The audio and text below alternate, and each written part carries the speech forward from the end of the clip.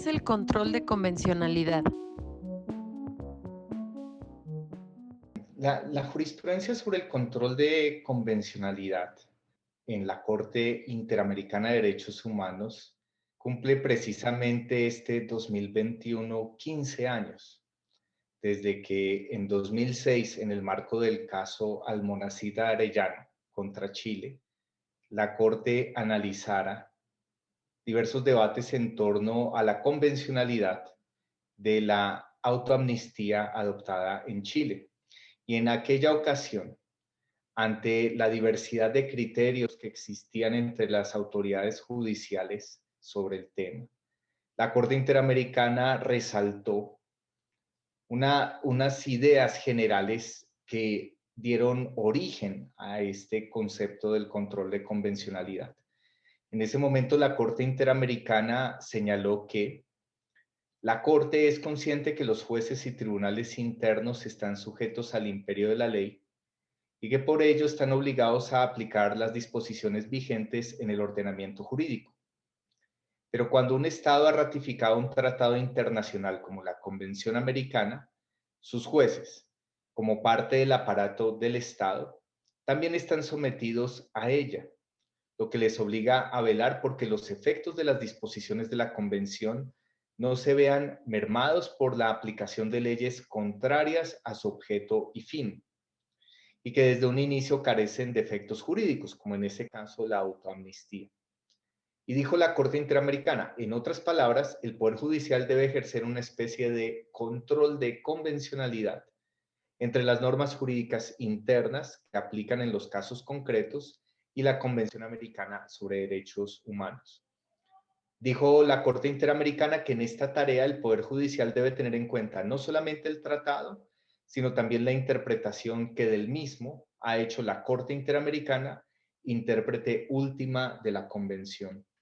Estos elementos nos permiten rastrear ese origen del control de convencionalidad y a lo largo de estos 15 años, a la luz de algunos ajustes en la doctrina, como lo mencionaré muy brevemente en el marco de otras preguntas, la Corte con el tiempo ha definido el control de convencionalidad como una obligación de origen internacional a cargo de todas las autoridades del Estado, pero en particular de los jueces, de interpretar cualquier norma jurídica nacional en casos sujetos a su jurisdicción, de conformidad con el Corpus Juris Interamericano, principalmente la Convención Americana y la jurisprudencia de la Corte Interamericana, y en caso de incompatibilidad manifiesta, abstenerse de aplicar las normas nacionales.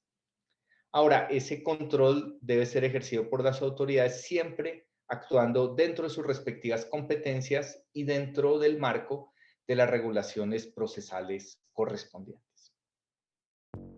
¿Cuáles son las principales características del control de convencionalidad? Entre estas características quisiera resaltar algunas en particular. En primer lugar, ¿quiénes son los sujetos de esta obligación de ejercer el control de convencionalidad? En este punto, la Corte Interamericana al comienzo habló exclusivamente de los jueces, pero después se refirió al Poder Judicial en general y más adelante fue precisando que todas las autoridades estatales, es decir, no solamente los jueces, sino también todo tipo de autoridades, tienen que ejercer este control de convencionalidad.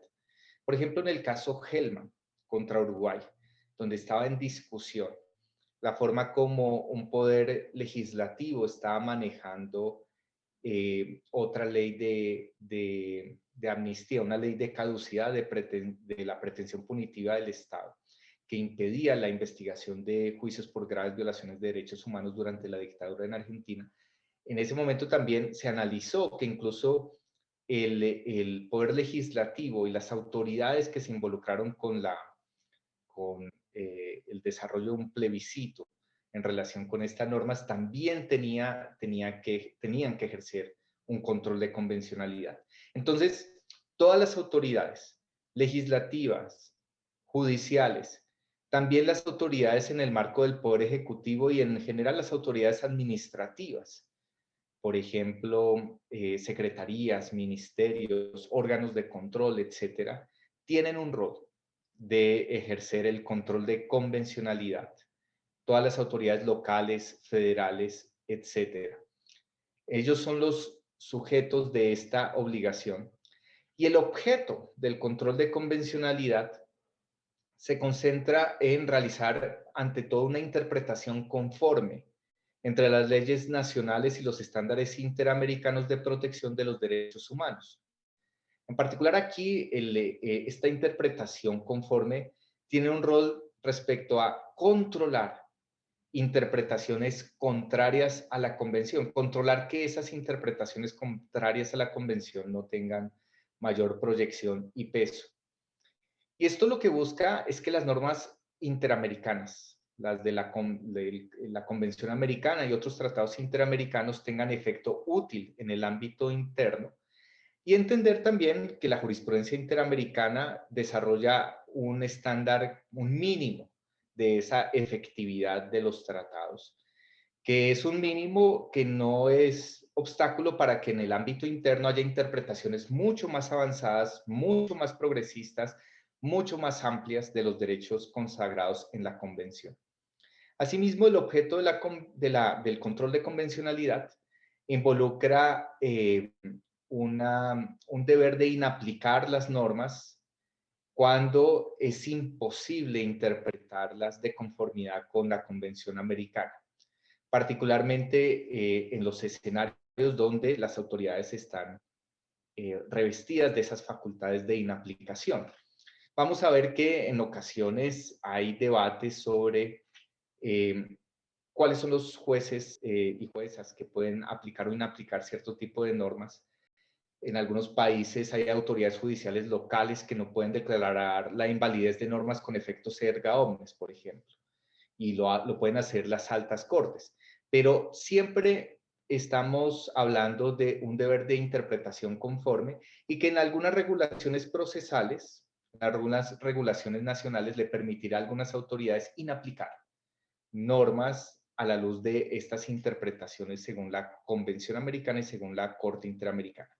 Y finalmente, sobre estas características del control de convencionalidad, resaltar que sea en el marco de la jurisprudencia interamericana, ese control de convencionalidad se ha utilizado frente a normas y frente a actos. Por ejemplo, frente a normas de amnistía como las que mencionaba, que impedían la investigación de violaciones graves de derechos humanos, pero también frente a normas que establecieron o que privaron de derechos convencionales a pueblos indígenas, como en algunos casos contra el Paraguay. El control de convencionalidad también ha abarcado control respecto a decisiones judiciales en el ámbito local, incluso decisiones de altas cortes, como en el caso Atala contra Chile, donde se analizó la inconvencionalidad de una decisión de la Corte Suprema de Chile. Pero también se ha analizado control de convencionalidad frente a actuaciones administrativas, por ejemplo, la de la Contraloría General de la República en Venezuela en relación con inhabilitaciones a personas respecto al ejercicio de sus derechos políticos. Y el control de convencionalidad también se ha involucrado con el análisis de acciones y omisiones de fiscalías o actuaciones policiales o militares. ¿Qué constituye el parámetro de control de convencionalidad? Respecto al parámetro del control de convencionalidad, quiero resaltar como parámetro tanto la jurisprudencia de la Corte Interamericana en casos contenciosos, como la misma jurisprudencia interamericana en el marco de la supervisión de cumplimiento de las decisiones que ella misma adopta. La Corte Interamericana emite fallos y después empieza a tomar unas decisiones de supervisión de cumplimiento donde valora la implementación de sus decisiones. Y la jurisprudencia que establece la Corte Interamericana en esa supervisión también hace parte del control de convencionalidad. Y asimismo, las opiniones consultivas que adopta la Corte Interamericana. Por ejemplo, hay opiniones consultivas sobre asistencia consular, opiniones consultivas sobre derechos de la población migrante, opiniones consultivas sobre medio ambiente, sobre diversos temas. Recientemente hay, por ejemplo, una solicitud de opinión consultiva sobre reelección indefinida de presidentes y otros altos cargos. Es decir, hay una serie de temáticas donde la Corte Interamericana ha fijado su jurisprudencia, derechos, por ejemplo, de las parejas del mismo sexo, por ejemplo. Una opinión consultiva muy importante emitida hace algunos años por la Corte Interamericana, y esos estándares fijados en esta jurisprudencia consultiva hace parte también del parámetro del control de convencionalidad. Asimismo, hay decisiones sobre medidas provisionales que en algunos casos han establecido algunas reglas de interpretación de algunos derechos, y por eso también tienen que tenerse en cuenta en el control de convencionalidad. Y ese parámetro entonces toma esa jurisprudencia en el ámbito contencioso, consultivo y provisional, y de medidas provisionales, perdón, en relación con los tratados interamericanos, no solo la Convención Americana, sino también el protocolo adicional sobre abolición de la pena de muerte, el protocolo de San Salvador sobre derechos sociales y ambientales, la Convención Interamericana para prevenir y sancionar la tortura, la Convención Interamericana sobre desaparición forzada y otros tratados, por ejemplo, la Convención Interamericana para prevenir, sancionar y erradicar la violencia contra la mujer, la Convención de Belén do Pará.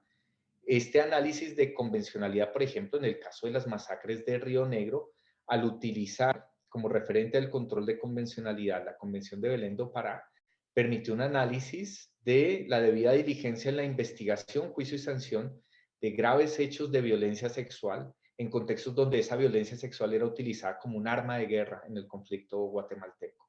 Entonces, el parámetro son estos escenarios de interpretación impulsados por la Corte Interamericana y los tratados interamericanos que también han sido interpretados, hay que decirlo, estos tratados interamericanos, a la luz de los diversos tratados del derecho internacional de los derechos humanos, que involucra también diversos tratados y las interpretaciones autorizadas de los mismos en el marco del sistema de Naciones Unidas.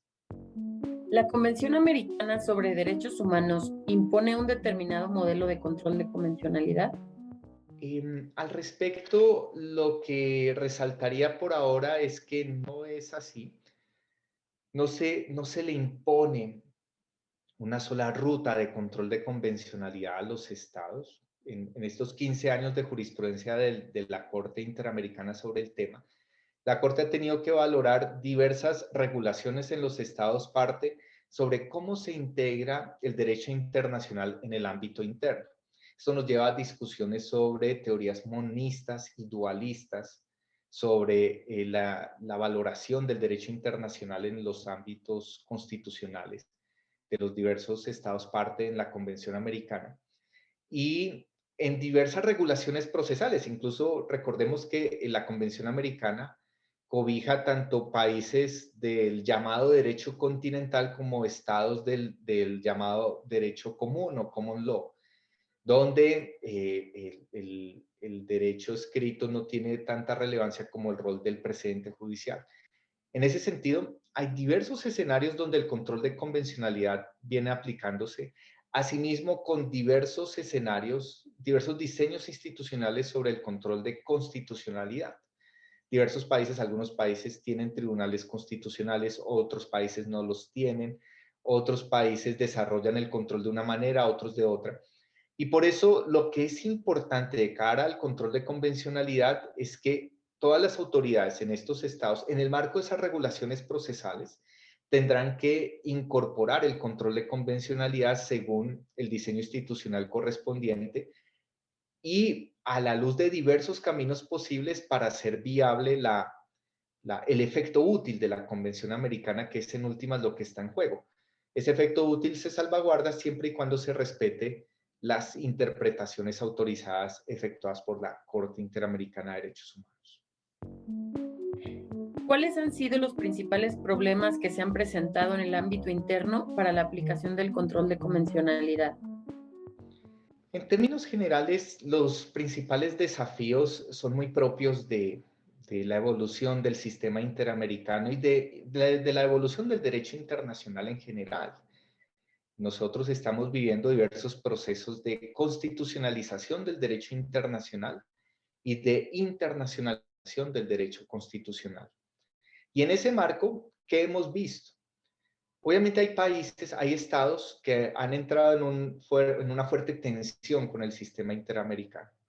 Venezuela, por ejemplo, procedió a denunciar la Convención Americana sobre Derechos Humanos, precisamente por debates asociados al control de convencionalidad, entre otros en casos sobre independencia judicial.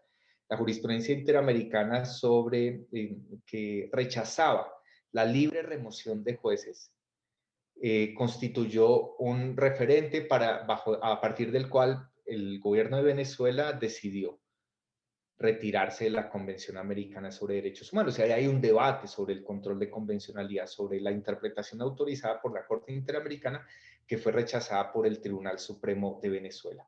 Y hay otros países donde estas tensiones se han dado en una forma distinta, quizás. República Dominicana ha entrado en tensión con algunos estándares sobre la valoración del sistema interamericano sobre la discriminación estructural contra haitianos en República Dominicana y otros precedentes en la materia.